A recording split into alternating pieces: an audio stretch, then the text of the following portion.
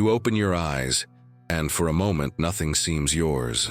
The room, the air, the silence, everything familiar, but at the distance of a forgotten dream. On that threshold between what once was and what has yet to dare to be born, an invisible force pulls you back, holds you by internal, ancient, tangled threads. Have you ever felt this presence? A weight that doesn't rest on visible shoulders, but lodges in the soul, corroding gently, persistently, until the body gets used to this new normality, carrying what devours it from within. Today, I invite you to perceive this weight, to face it, and to understand that if nothing is cut, nothing will evolve, because liberation demands sacrifice, because nothing that remains trapped transforms. Carl Jung said that until you make conscious what lies in the unconscious, it will govern your life and you will call it fate. This phrase resonates like thunder from afar. And yet, how much of you obeys this silent command? How many repeated gestures, how many automatic speeches, how many choices made on autopilot? As long as you don't realize that what binds you is not necessarily outside, but inside, you will remain spinning around the same center, making the present moment a shadow of the past. And the past, when unexplained, when not assimilated, perpetuates itself like an invisible current. Imagine an ancient tree, solid, thick. Now imagine that its roots grow not only in the soil, but in subterranean corridors that extend to infinity. These corridors are the patterns, the invisible tensions, the inherited fears, the withdrawn caresses that have left scars. And you, beside it, feel the ground tremble slightly each time a dead leaf falls.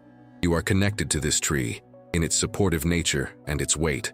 To evolve, therefore, means not a new tree, but a new root. And many roots need pruning. Not brutal pruning, but conscious pruning. Pruning that liberates. You live surrounded by echoes. Echoes of pleasing, of being accepted, of fulfilling roles you never chose.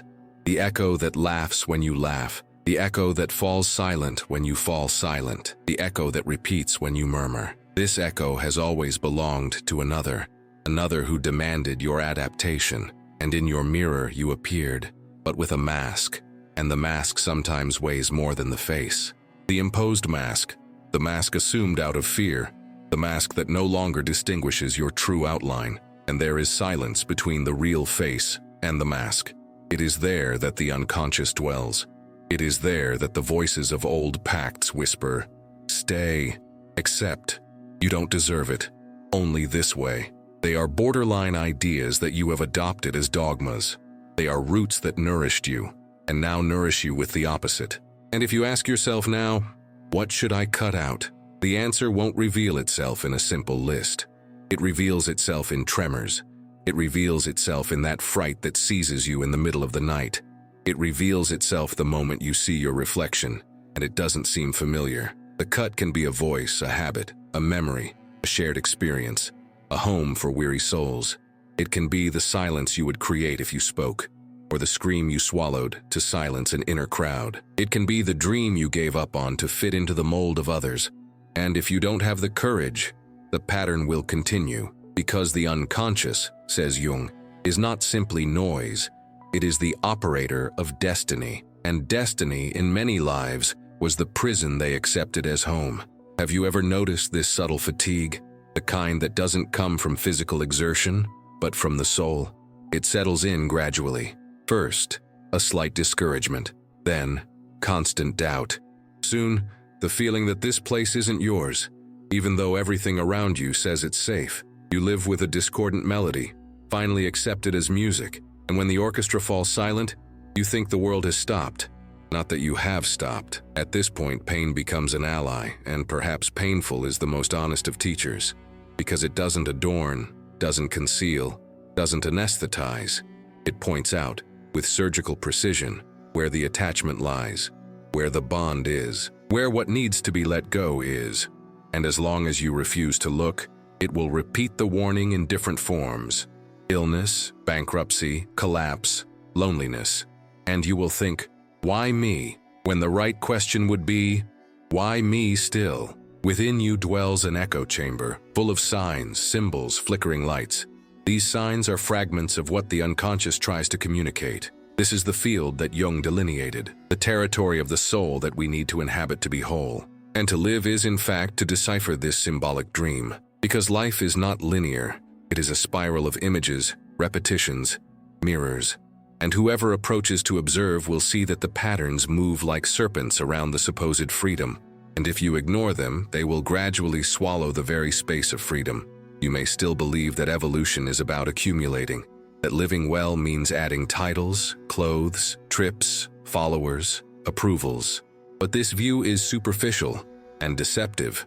True evolution, Jung taught, is the realization of the self, not the addition of masks.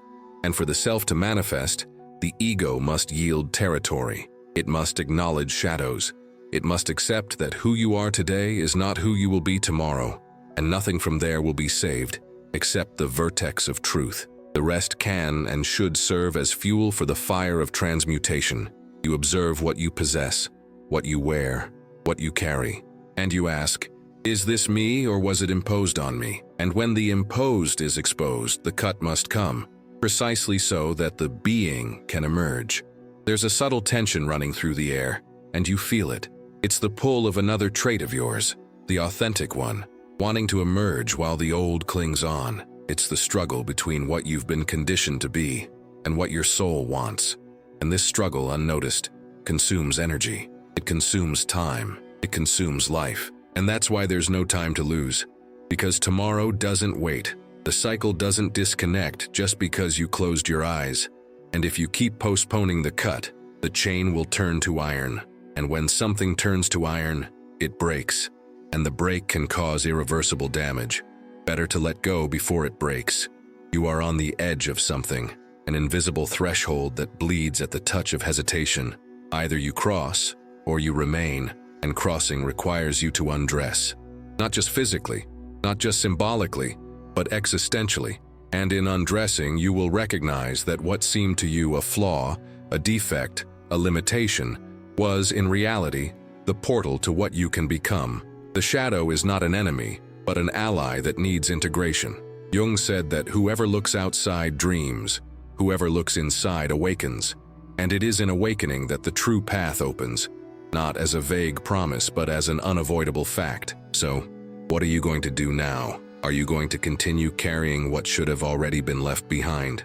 Are you going to live with voices that diminish you? With habits that repeat themselves? With people who drain you? Or are you going to have the courage to cut ties? To accept that true peace is not in accumulating comfort, but in freeing yourself from what prevents you from soaring. You can continue as you are, and everything may continue to seem okay to those observing from the outside. But okay is not what your core desires. It desires wholeness, it desires presence, it desires to be free. And for that to happen, you need to be willing to die a little to yourself. And in doing so, you will allow something greater to be born. Today, I raise the flag of this decision with you. Today, you have two options: to continue being an instrument of the unconscious, or to become the conscious architect of your life. And to choose is to suffer, or to choose is to be free. Because in every cut there is mourning, in every renunciation there is longing, but there is also rebirth. And what rises from the silence of renunciation is more powerful than the loudest beat of any empty applause. What rises is your soul, redeemed from the shadow. What rises is you, whole. And now, on the boundary between what was and what will be, take a deep breath, because you will never be exactly ready. The rite of transformation begins the instant you realize you can't wait any longer. And that instant is now. Have you ever noticed how some people can drain entire rooms just by being there? They don't shout, they don't make a scene, they don't need to raise their voices. They simply are, and everything around them withers. You feel it, but you can't explain it. You feel the weight on your shoulders, your mind is scrambled, your heart is restless, and you start to wonder if the problem is you, but it isn't.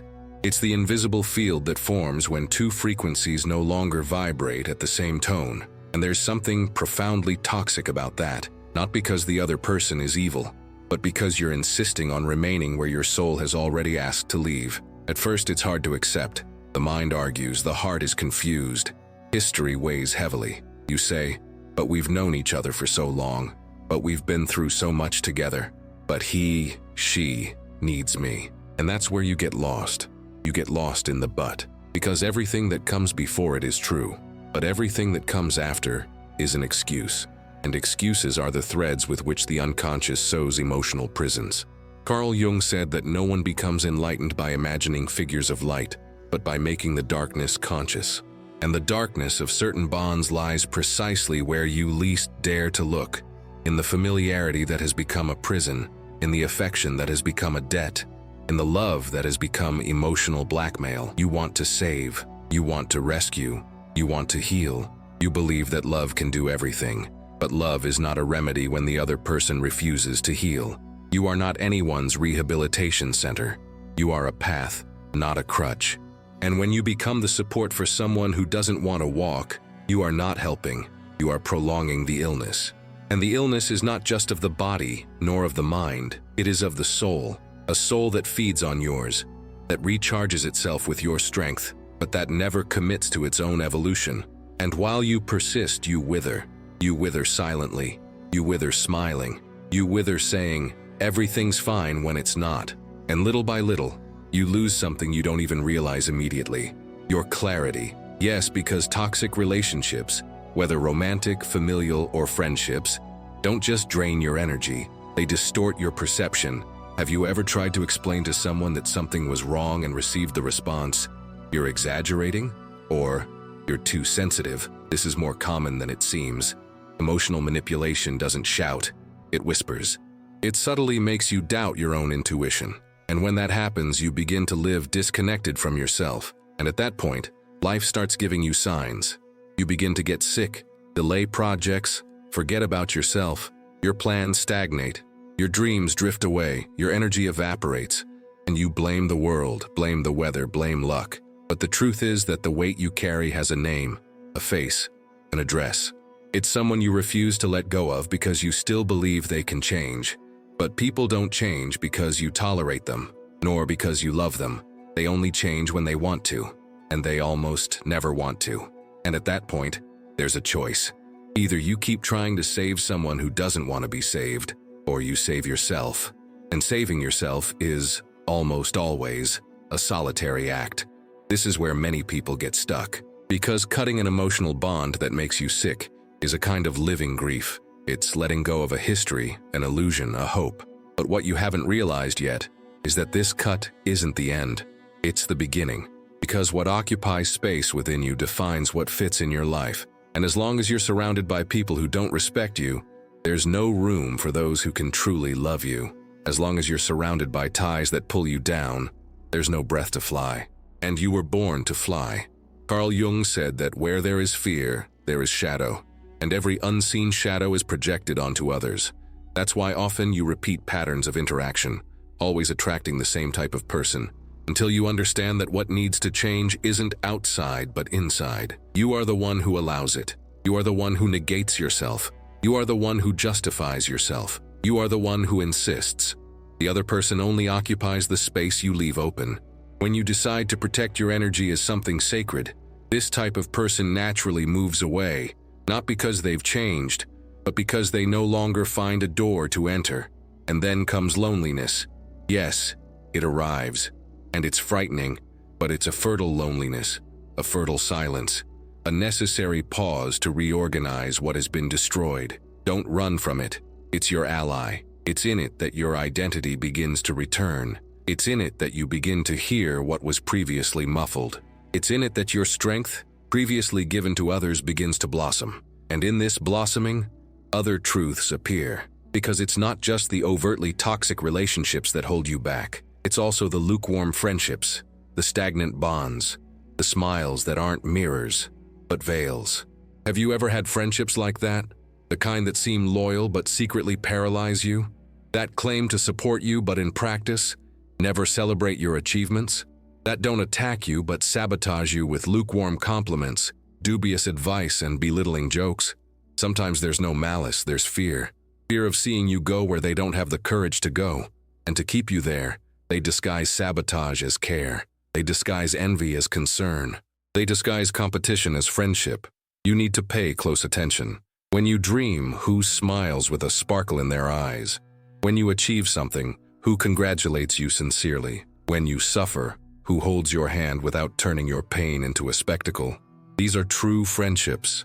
The others, however funny, however old, however present in photos, are anchors. And anchors have a function: to keep you still.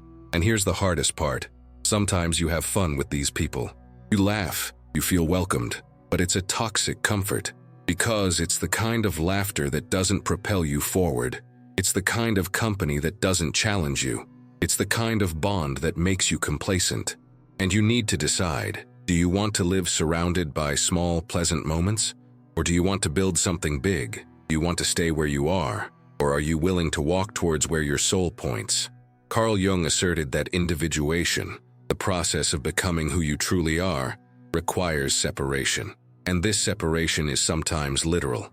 It means distancing yourself from groups, from bonds, from ideas. Because growing hurts. Because being whole requires letting go of what is half. You can't evolve without detachment, and there is no true self-knowledge without cuts. That's why the journey to oneself often begins with a rupture. And that's why the second cut is as fundamental as the first. This isn't about arrogance. This isn't about ingratitude. It's about taking responsibility for your path. Those who walk with you need to understand that being by your side means walking, not sitting. It means dreaming, not mocking. It means supporting, even without understanding. If it's not like that, it's better that it isn't. Because life doesn't wait for you. Cycles don't freeze. And stagnation isn't neutral. It's corrosive. Every place where you remain out of pity, fear, or habit will become a prison. And every prison you accept is a part of you that dies. The time is now. Cut away what stagnates you. Cut away what drains you. Cut away what doesn't resonate with your truth. You don't need to hate. You don't need to fight. You don't need to explain. Just decide that your soul deserves to grow. And by doing so, you will see the world reorganize itself around you. Because when you change your frequency, everything around you responds. New people appear, new opportunities arise, new versions of yourself are revealed. And this revelation is the true miracle of the journey. But it only happens after the cut. And when it happens, you will understand. You will look back and wonder how you endured so much for so long. You will realize that what seemed like love was attachment, that what seemed like support was control, that what seemed like friendship was conformity, and you will feel relief. A relief so profound it will feel like breathing for the first time. And then with wider eyes, a lighter heart, a more vibrant soul, you will take the next step. Because the road is still long, but now you walk with truth. Have you ever stopped to wonder how many versions of yourself died before even being born? How many selves were suffocated under the weight of others' expectations? There's a silent theater where everyone acts, and on that stage you play a role you may never have chosen. It's the role of what pleases, what doesn't bother, what molds itself, what fits in. And there, the soul bends, retreats, forgets itself. The fear of judgment, unlike other fears, doesn't come with alarms. It comes with whispers. It convinces you that it's better to postpone. It disguises cowardice as prudence. It masks sabotage as common sense. And you, without realizing it, fade away while smiling. How many times have you imagined something great, and then an inner voice asked, "What will people think of you?" And this question, which seems harmless, is one of the cruelest you can ask yourself. Because it doesn't seek truth, it seeks acceptance. And truly accepting yourself is the opposite of being accepted by others. Carl Jung reminded us that what we deny in ourselves doesn't disappear, it hides. And the fear of judgment is, in essence, a form of self-abandonment. It's you saying to yourself, "My truth isn't strong enough to be seen." But what if it were true?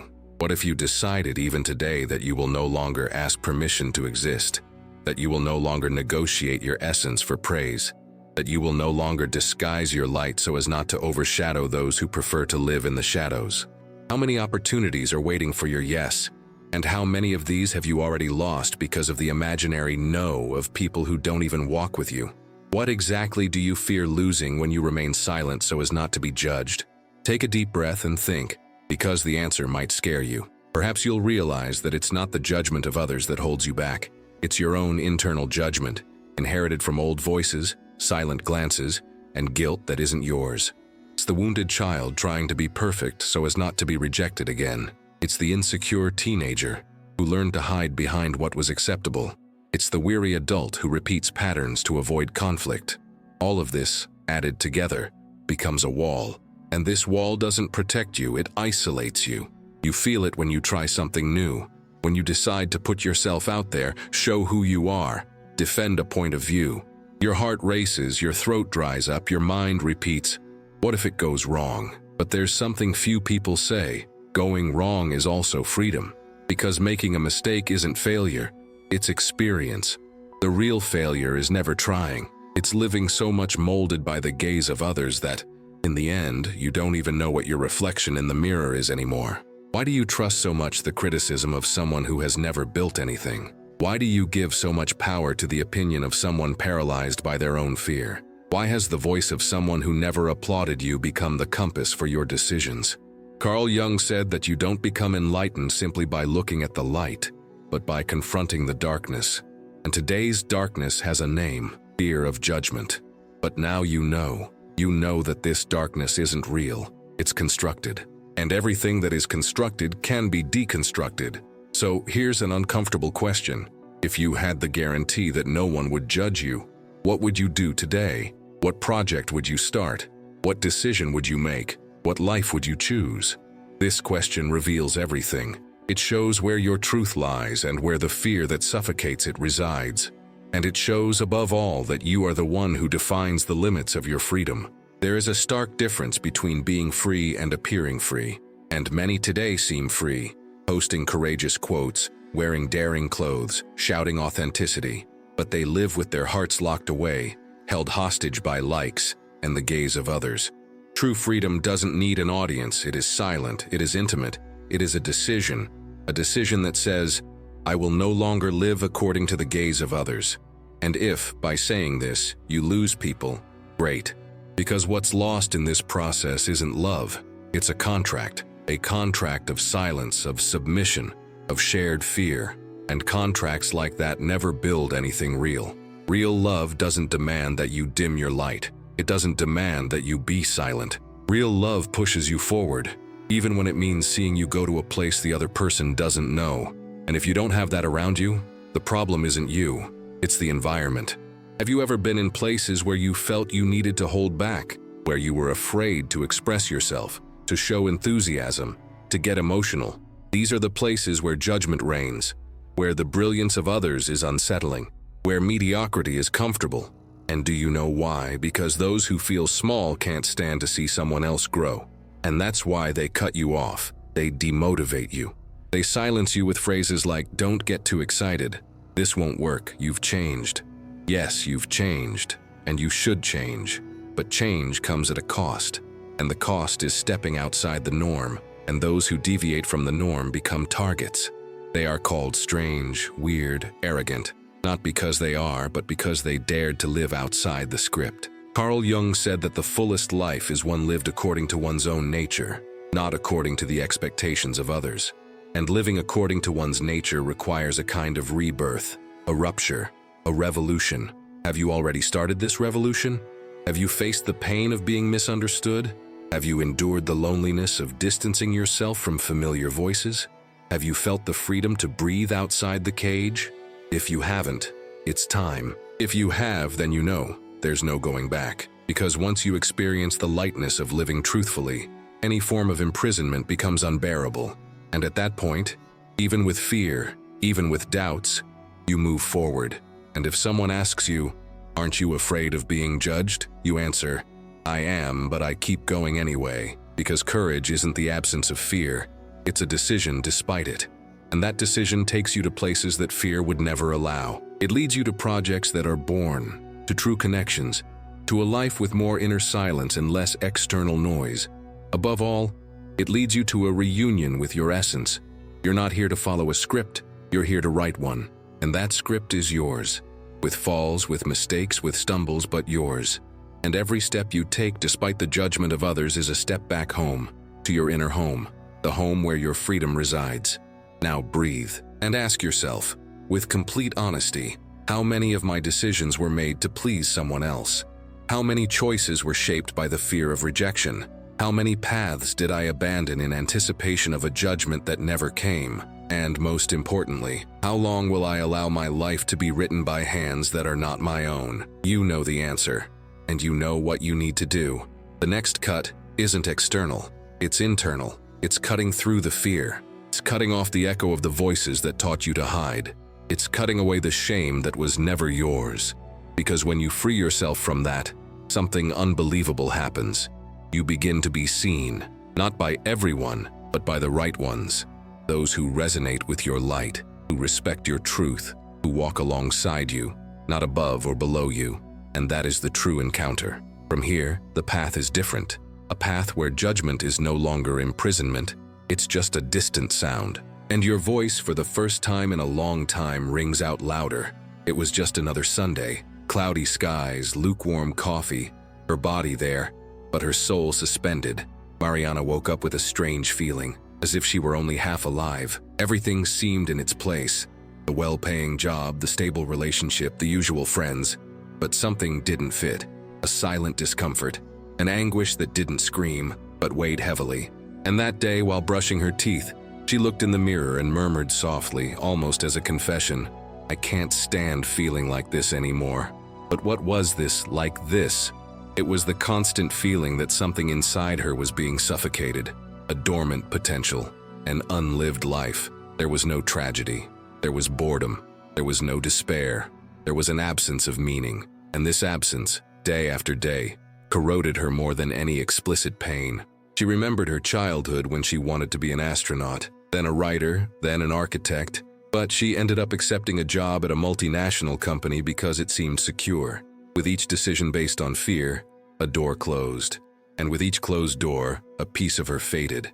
And so, Mariana learned to complain about Mondays, her boss, the traffic, the lack of time, the lack of money. But the truth she didn't say aloud was that what she lacked most was courage. Courage to break free from autopilot, to break the pattern, to face the emptiness of not knowing who she would be if she took off all the masks. Because complaining, deep down, gave a false sense of control, as if by pointing out the world's flaws, she could ignore her own. How many Marianas do you know? People who live well enough not to break with anything, but badly enough to never feel truly alive. Carl Jung said that what you deny in yourself subdues you, and what you accept transforms you. And negativity, that fog that covers everything, is a form of denial, denying one's own strength, denying the possibility of change, denying the right to dream. Complaining is saying, "I have no choice." Thinking small is declaring, "I am not capable."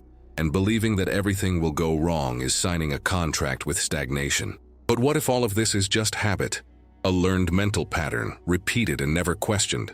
What if, like an addiction, you are feeding your own prison?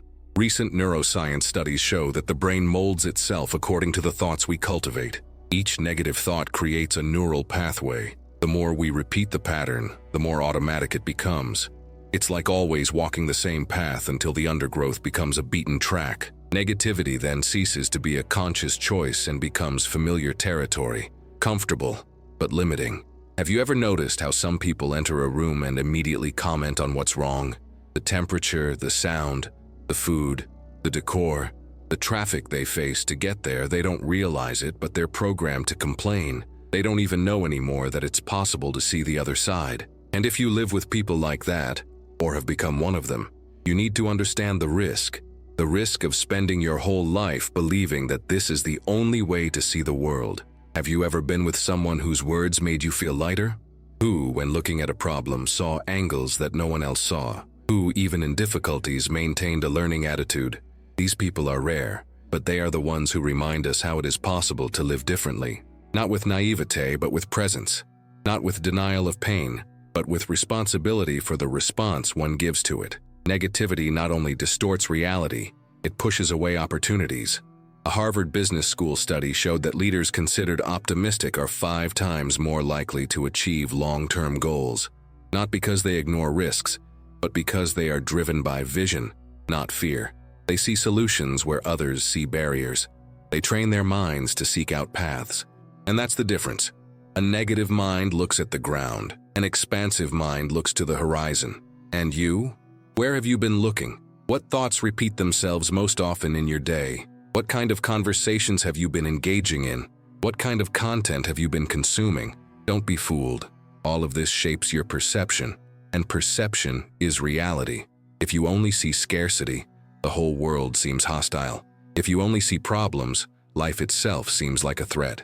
But if you start, even little by little, to seek what is possible, beautiful and new, something changes.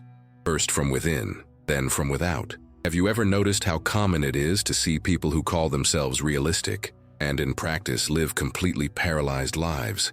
Being realistic has become an excuse for being negative. It's become an alibi for not dreaming, for not taking risks, for not changing. But realism without hope is just disguised cynicism. And cynicism is one of the saddest forms of giving up. Carl Jung stated that where negative attitudes reign, there is no soul. And living without a soul is the greatest waste of existence there can be. What if what you call prudence is just well-dressed fear? What if what you call being down to earth is just the reflection of a mind that has become accustomed to crawling? The question is uncomfortable, but necessary, because sometimes what keeps us safe also keeps us small. And the price of safety is often stagnation. Are you willing to pay that price? There's a well-known, emblematic case in some psychological circles. A man who spent 27 years living in an old car parked on a vacant lot. He wasn't homeless due to a lack of options. He was a former university professor with a degree, good health, and a family. But he said that there, in that car, he was protected. From what? From the world, from criticism, from expectations. He preferred safe shade to uncertain light. And so, over time, he forgot that there were alternatives. And that's what negativity does.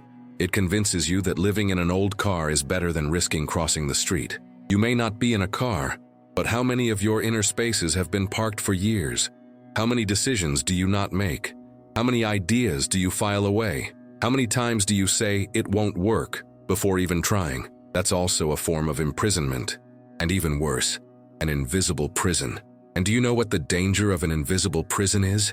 It's that over time it starts to look like home. It takes a jolt of clarity to break this cycle. A moment when you decide you're no longer going to live on autopilot, that you're no longer going to let negativity dictate your steps, that you're no longer going to complain about Mondays, but use them to start something new, that you're no longer going to repeat phrases of scarcity, but plant words of creation. That moment can be now, and if you've read this far, something within you has already begun to move. So stop for a moment, breathe, and observe. How many of your attitudes come from a mind conditioned by negativity? How many words do you repeat without realizing it? How many opportunities did you miss because you were too busy pointing out what wasn't working? And most importantly, what would happen if you started to change your focus? If instead of saying, "This won't work," you said, "How can I make this work?" This seems small, but it's revolutionary. Carl Jung wrote that whatever we don't confront within ourselves becomes our destiny. Negativity, if left unchallenged, becomes structure, and structures shape lives. But it doesn't have to be this way. You can reprogram your vision. You can train your mind like you train a muscle. You can choose every day to look at what builds you up, not what paralyzes you. And by doing so, you will realize something extraordinary. The world hasn't changed. You've changed the lens. And this new lens reveals paths where before there were only walls. It shows possibilities where before there was only fear. And it shows that the future you desire was never impossible. It was just hidden behind the curtain of complaint. And now, for the first time in a long time, the curtain is beginning to open. It was dawn when he finally realized. After another whole day pretending to be someone he wasn't, saying what people expected to hear, accepting invitations he didn't want to accept, smiling during conversations that bored him, dressing in clothes that no longer matched his soul, lying in a bed that no longer represented rest but exhaustion. There in the darkness of his own room, he asked himself, how many pieces of myself have I lost trying to please others? And that question sounded like a silent thunderclap, opening cracks where before there had only been convenience. How many times have you said yes when you wanted to say no? How many times have you kept quiet for fear of seeming rude, ungrateful, or difficult? How many times have you shaped your opinion to avoid contradiction? These concessions, made day after day, are not harmless. They erode authenticity until you find yourself living a life you no longer recognize as your own. Carl Jung said that the greatest tragedy is living someone else's life believing it's your own. And you may be doing exactly that, without realizing it. There's a recurring pattern in those who try too hard to please. First, they feel useful. Then, they feel needed. Next, they begin to feel exhausted. Finally, they become invisible even to themselves. And then comes the collapse. Sometimes emotional, sometimes physical, sometimes spiritual. Because pleasing everyone is an effort that the body and soul cannot sustain for long. And there is no victory in that, only exhaustion. The world demands consistency, but ironically, it requires you to change who you are to fit into small spaces. It demands authenticity, but punishes you when you show who you really are. It encourages growth, but rejects it when your growth threatens the stability of others.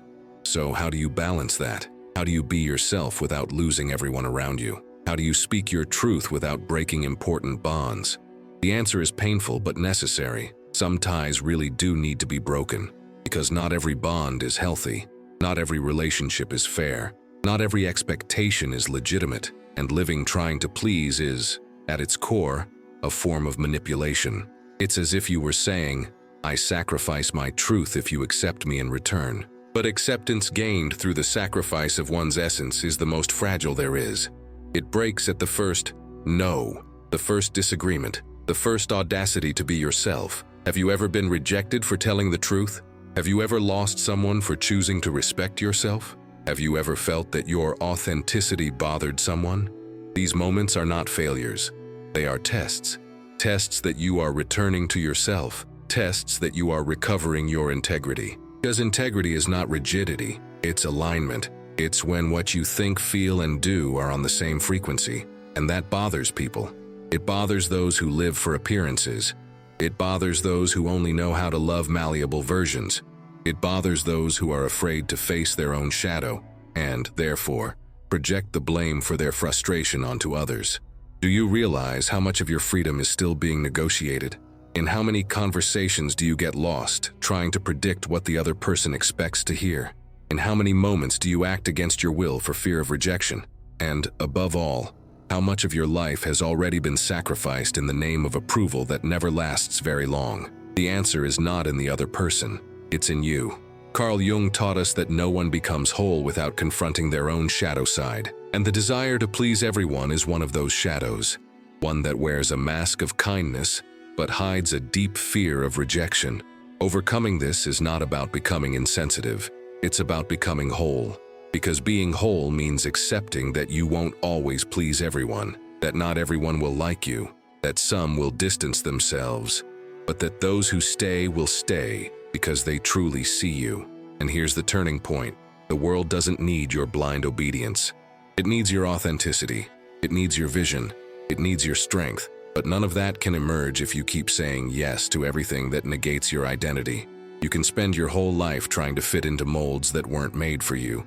Or you can decide now to break them. And when you do, you'll see that much of what seemed essential was just noise. And much of what you feared losing was, in fact, what was preventing you from growing. How many decisions have you postponed so as not to seem selfish? How many desires have you suppressed so as not to displease others? How many paths have you left unfulfilled because you didn't feel validated? These are the chains that need to be broken. Subtle, invisible, but powerful chains. Chains made of glances, social rules, and misinterpreted words. Chains that have no form, but have strength. And that, therefore, demand from you the greatest cut of all. The cut that breaks the need for acceptance. This cut hurts. It hurts because it wounds what you believed to be love. It hurts because it undoes old ties. It hurts because it disarms the personas you built to protect yourself. But this pain is not destructive. It is the pain of childbirth. It is the pain of rebirth. And whoever is reborn to be. Are you willing to let go of superficiality to find what is essential? Are you ready to abandon the need to appear important in order to finally live? Are you prepared for the silence that comes when you are no longer a projection of another, but your own truth? This is the breaking point. It's where many give up, but it's where the truly dedicated begin. Carl Jung reminds us, the encounter with one's own soul demands sacrifice. And the first sacrifice is that of the persona, the mask we wear to be accepted. It must be removed, and beneath it, the forgotten face must be rediscovered. From here on, The path is narrower, but lighter, because you carry less, because you no longer need approval to feel whole, because you've learned that trying to please everyone is a slow way to die inside, and you don't want to die anymore. You want to live, you want to feel, you want to create, you want to belong to yourself. Now look at yourself honestly. How many times have you betrayed yourself? How many times have you accepted less than you deserved to maintain an illusion of harmony? How many times have you confused acceptance with love? And if for a moment you could let go of all that, who would you be? You already know the answer. It's throbbing inside you, waiting for the cut, waiting for the beginning. It was early afternoon when she felt she couldn't take it anymore. There was no drama, no tears. There was only a kind of silent exhaustion. She was tired of postponing, tired of justifying herself, tired of waiting for the right moment, the right support, the right sign. She looked at the computer screen and realized that the project she had dreamed of so much was still in the same place, empty, untouched, silenced by fear. And there, in that instant, she understood that it wasn't a lack of time, it wasn't a lack of resources, it wasn't a lack of ability. It was procrastination shaping her days and slowly transforming her life into a cycle of waiting that never led anywhere. You know how it is. You say you'll start on Monday, when you're less tired, when the month turns, when inspiration returns, when the fear passes. And so one day becomes a week, which becomes a month, which becomes a year. And when you realize it, half your life has been consumed by promises made to yourself that were never fulfilled.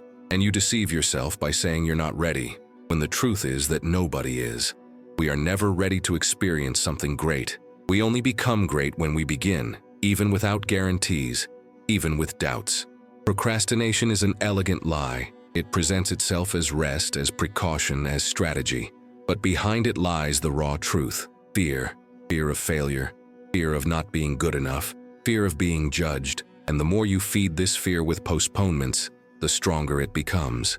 It's a vicious cycle where you become an expert in excuses and an amateur in execution. Carl Jung said that what you avoid controls you, and procrastination is precisely that, a way of handing control of your life over to fear without realizing it. Now stop and think. What have you put off until tomorrow? What dream have you shelved in your mind, waiting for the perfect moment? What do you know you need to do, but don't do? This is the final cut. The hardest, the most urgent, the most liberating. Cutting out procrastination is declaring war on your stagnation.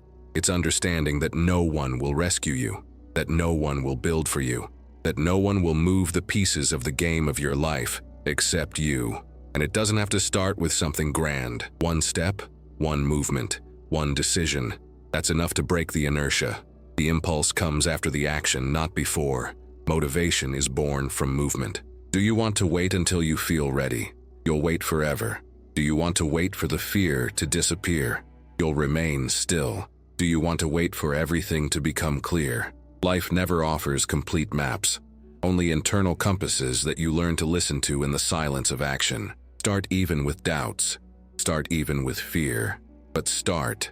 There are people living right now what you silently dream of. The difference between them and you is not luck, nor talent, nor privilege. It's decision. They decided to act. While you think, they do. While you hesitate, they test. While you make excuses, they create movement. And movement creates results. Life doesn't respond to intentions. It responds to actions. And the difference between a mediocre life and an extraordinary life lies in the kind of attitude you have towards time. Are you afraid of making mistakes? Everyone is. But the biggest mistake is not trying. The biggest regret is realizing later on that you had all the conditions, all the signs, all the opportunities, but you chose the comfort of later. And later is treacherous. It never arrives the way you expect. It lulls your dreams to sleep, weakens your energy, and convinces you that everything is fine, when all you have is time slipping through your fingers. Today is the only guaranteed day, the only real moment. And you are here reading this because something inside you knows that it needs to change, that it can't be postponed any longer, that it's time to take the reins of your story. Carl Jung said that being whole is accepting your shadow and your light, and procrastinating is hiding from your own light, pretending that it's not yet time to shine. You don't need to have all the answers. You just need the courage to ask the next question. What is the first step I can take right now? That right now, that exact right now, is the line between what you are living and what you can still live. The decision is yours. Will you keep putting it off, or will you finally act? How much longer will you wait to take the first step towards the life you want? There is no magic ending. There is consistent action. There is daily decision-making. There is the courage to be imperfect and still begin. Every choice you make today shapes your tomorrow.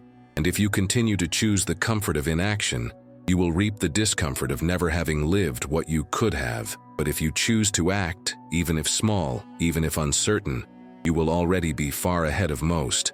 Because most people think, but few do.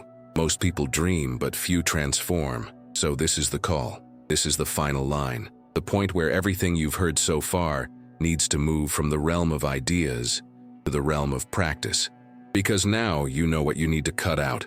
Draining relationships, stagnant friendships, the fear of judgment, silent negativity, the need to please, and above all, the procrastination that stifles your potential. All of this needs to fall. It needs to die so that you can be reborn. And this rebirth doesn't depend on anyone. It only depends on you. From now on, make a pact with your own evolution. Tell yourself firmly, I will no longer postpone my life. Start small. Change a habit. Write down a goal. Eliminate a distraction. Take the first step, and then the second, and then the third. And before you know it, you'll be in motion. You'll be truly alive. You'll be whole. If this content resonated with you in any way, please like this video, comment, even anonymously, and subscribe to the channel. Your interaction is the fuel that keeps this message alive and reaching more people. Leave a comment below about what you're going to cut out starting today. Declare it. Commit to it. Share it. Because your change could be the inspiration someone else needs to start too. Now it's up to you. The time for procrastination is over. Life is waiting. And you're ready. Begin.